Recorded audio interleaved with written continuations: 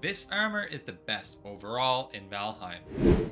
The Meadows kicks things off by providing you with rag armor in the tunic and pants. While these can be upgraded to a quality of 2, do not waste your precious leather scraps and quickly craft the full leather set. If you are fortunate enough to find bone fragments at stone structures or slay spawn skeletons at night, you could augment your armor slightly with a small armor contribution in the deer hide cape. To craft the set, you must first upgrade your workbench to level 2 by crafting either the tanning rack or chopping block, and for best results, build both to unlock a level 3 workbench, enabling upgrades to level 2 leather armor. Quality levels of 3 and 4 require additional workbench upgrades, not craftable with Meadows materials, and therefore level 2 leather armor is the best the Meadows has to offer. Moving into the Black Forest is where choosing your armor first gets interesting, with the introduction of 2 possible armor options in the bronze and troll leather sets. While bronze armor provides 2 additional armor per piece compared to the troll leather, it does also come with the downside of losing 5% movement speed from both the bronze plate cuirass and bronze plate leggings for a total of 10% reduced movement speed. Further, if opting for the full troll leather, you do receive the first of Valheim's armor set bonuses of plus 15 to your sneak skill. With all that said, my preference is typically to prioritize speed with a balance of armor. Helmets are unique in Valheim where even the heavy sets do not provide a movement speed reduction. For this reason, I propose a hybrid armor with the bronze helmet, troll leather tunic, pants, and continue using your deer hide cape for the best armor set in the Black Forest. Capes, with only one exception in the game, all provide the same armor, so there is no need to craft the troll leather cape unless fashion is a priority for you. With Black Forest materials, you will have gained the ability to craft an adza, upgrading your workbench to level 4 as well as the forge cooler, and anvils enabling a level 3 bronze helmet. In summary, the best Black Forest armor is a level 3 bronze helmet, troll leather tunic, pants, and deer hide cape. As we dwell into the murky swamp, we once again have a choice between 2 armor sets in the heavy iron and light root. The iron armor in this case provides a significant armor boost, providing 14 armor per piece compared to 8 from the root. However, the root armor provides some unique perks that must be considered. First, the root mask gives resistance to poison damage, which is powerful for anyone familiar with the dangers of this biome. Secondly, the root harness gives one of the most powerful effects in the game in resistance to pierce damage. And thirdly, the full set does provide a set bonus of plus 15 to your bow's skill. Unfortunately, the set does come with a downside in weakness to fire. But considering all that, I again like to take a hybrid approach, starting with the increased armor from the iron helmet. There is an argument to be made for the root mask, but for me, poison resistance meads provides greater resistance, and therefore I do not bother with the mask. For my chest piece, the root harness is a no-brainer with its pierce resistance, making archers trivial and maintaining its viability into late game biomes, as we will see later in this video. For leggings, you can get a slight increase in your armor with the root, but unlike the troll leather pants, the root does give a 2% reduction in movement speed. For this reason, I choose to keep rocking my troll legs. And lastly, without the introduction of a new cape, I continue with the deer hide. Of course, the Iron Age does enable levels 4, 5, and 6 of the Forge through crafting the Smith's Anvil, Forge Tool Rack, and Bellows, but no new upgrades to the workbench. To summarize the best armor for the swamp, we will have a quality level 4 iron helmet and a level 3 root harness, troll leather pants, and deer hide cape.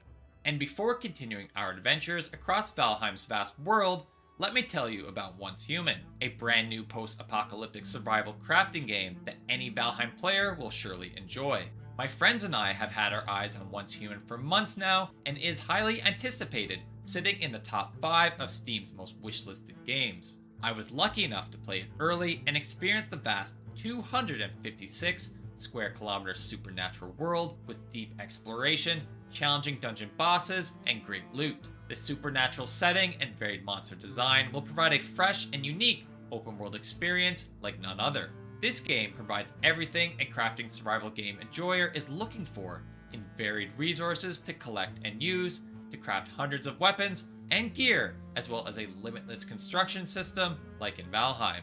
On top of all that, this game looks stunning and offers experiences for both solo and cooperative players, with expansive PvE, but also provides PvP opportunities for those interested in a more competitive experience. And maybe most unique of all, deviation pets can be captured in-game to assist you both in gathering resources as well as combat. Download the free-to-play Once Human by clicking my link in the video description and use my code to redeem special rewards. Once Human is available to play now as of July 9th, thanks to Once Human for sponsoring this video.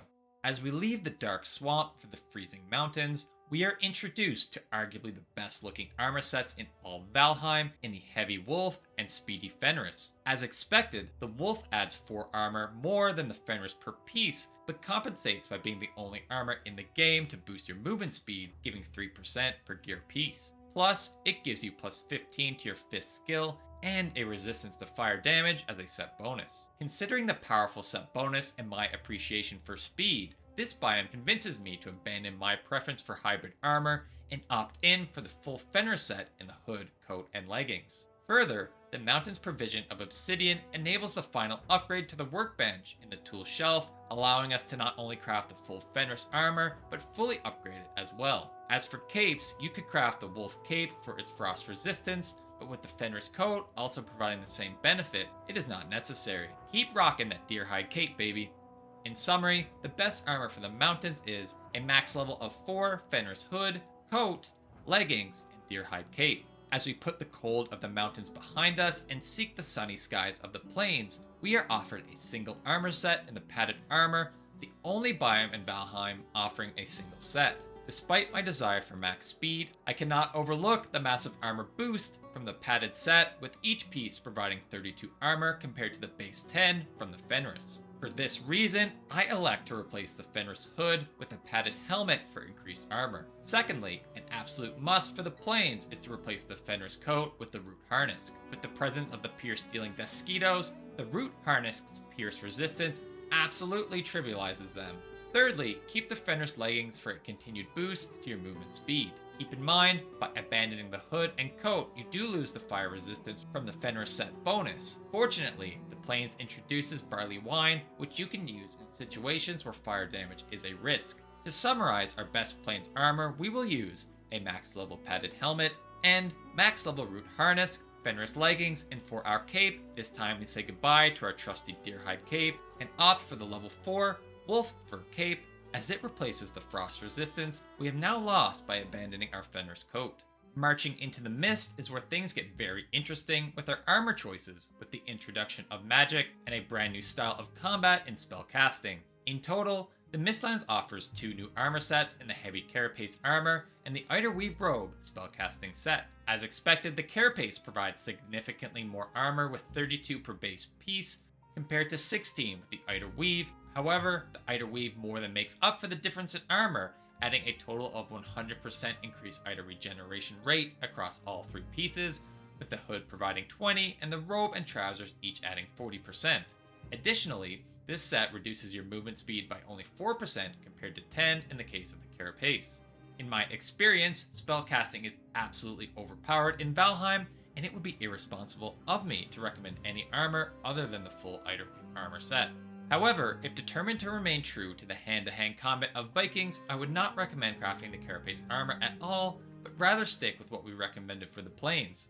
Considering the cost of the carapace armor, the fully upgraded padded provides the same armor as the base carapace, and with Mistlands material, you will only be able to achieve quality level of 3 with the Black Forge. Similarly, the root harness is still tremendous in this biome, with Seekers and Ticks being relentless, with pierce damage further justifying my claim that the root harness is the best armor piece in the game. Whichever armor you do choose, it is necessary you craft yourself the feather cape. In addition to eliminating fall damage altogether, since the Ashlands release, it was modified to increase your jump height and reduce stamina usage when jumping, both by 20%. The only downside here is that they also tweaked the cape to be very weak to fire damage, which will make Yalls and fire mages incredibly dangerous. However, to counteract this, simply make sure you always have a barley wine on hand to mitigate this risk. As I alluded to earlier, the Mistlands introduced 2 new workbenches in the Black Forge for melee weapons and armor, and the Galder table for spellcasting gear, of which both can be upgraded to level 3 with Mistlands materials.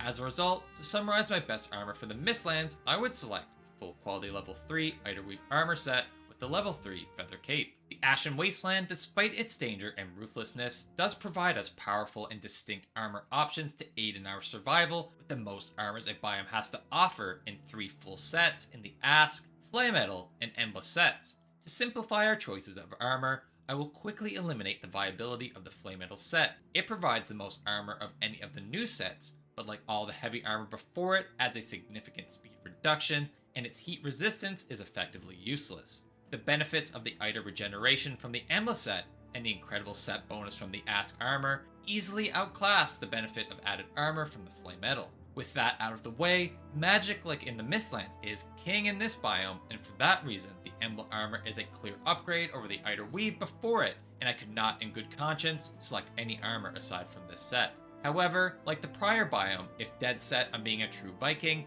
the set bonus of the Ask armor cannot be ignored. Ask's endurance reduces stamina by running and jumping by 10%, attack stamina usage by 20%, and even increases damage output with Pierce by 10%. In my opinion, stamina usage reduction is a completely busted mechanic, and while Pierce damage is on the weaker side in the Ashlands, I certainly would not complain about a flat 10% buff to my damage output with bows, crossbows, and melee weapons like polearms. As for the capes, the Ashlands introduced 2 of the most powerful ever in the Ashen Cloak and Ashen Cape. The Ashen, unlike any cape before it, gives base armor of 12. It is the only cape ever to give more than 1 armor at its base, and for that reason it is my choice if opting to go with the Ask armor. The Ashen Cape, on the other hand, has a unique benefit in giving you a speed boost with the wind at your back, in addition to 15% stamina reduction while dodging. The speed boost gets crazy, especially in storms when the wind picks up, and is my choice when choosing the Embla armor, as with spellcasting, you are typically going to be using the staff for protection, and in those cases, the added armor of the Ashen is unnecessary. In summary, with the level 5 Black Forge and level 4 Galder table available to us in the Ashlands, my choice for best Ashlands armor can be summarized as the level 3 Hood, Trousers, and Robes of Embla, combined with the level 3 Aspen Cape. And with your best armor equipped, find out the best weapon to pair with it with this video right here. And do not forget to download Once Human by clicking my link in the video description and use my code to redeem special rewards.